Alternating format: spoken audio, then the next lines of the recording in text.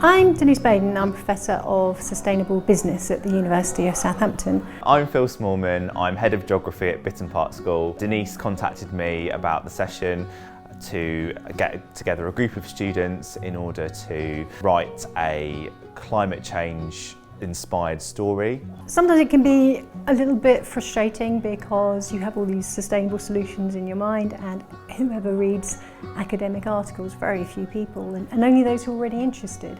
So I was very much looking for a way to reach a wider audience with green solutions. I think it's really important to focus on solutions when we look at climate change. I think it's really easy for students to feel highly anxious about the problems that we're facing. Most of our young people think humanity is doomed.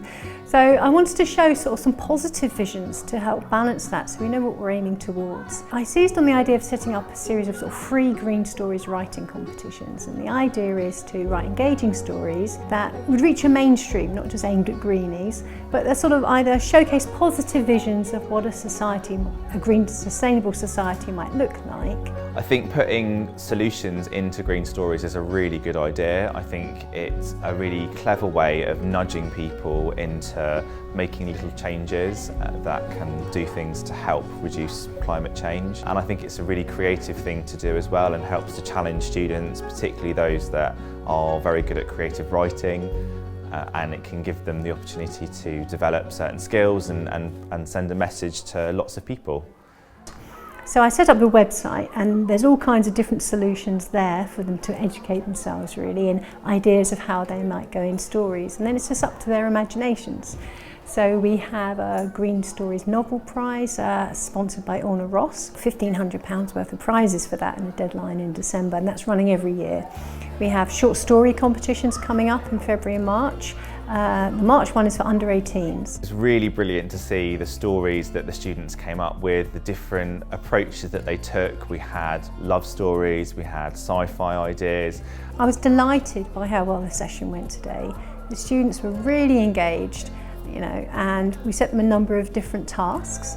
And it was really interesting to see how students could allow their imagination to run wild whilst also still coming up with really effective green solutions for our planet. And the idea is that we can now turn these entries, winning entries, into actual books and get out there and reach a much broader group of people with these green solutions. I wrote my own novel, Habitat Man, as a way to sort of smuggle in green solutions into a mainstream sort of rom-com based on the real-life green garden consultancy in Southampton.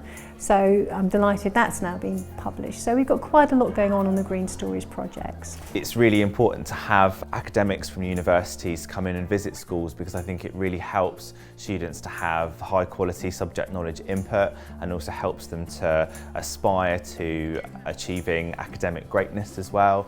But unless you tie that alarm into actual feeling of I can make a difference, it's just going to lead to eco-anxiety and a lot of or avoidance. I think you can get sort of alarm fatigue after a while.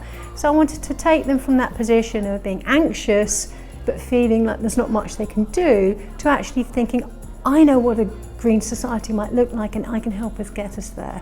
I hope so much to be able to see some of these coming in as Green Stories entries, and it seemed like they got a lot out of it by the level of chatter and excitement. Their imaginations were going ding ding ding, and it was a really nice session. So I'm very grateful to Bitterne School for inviting me in and to be able to do this session.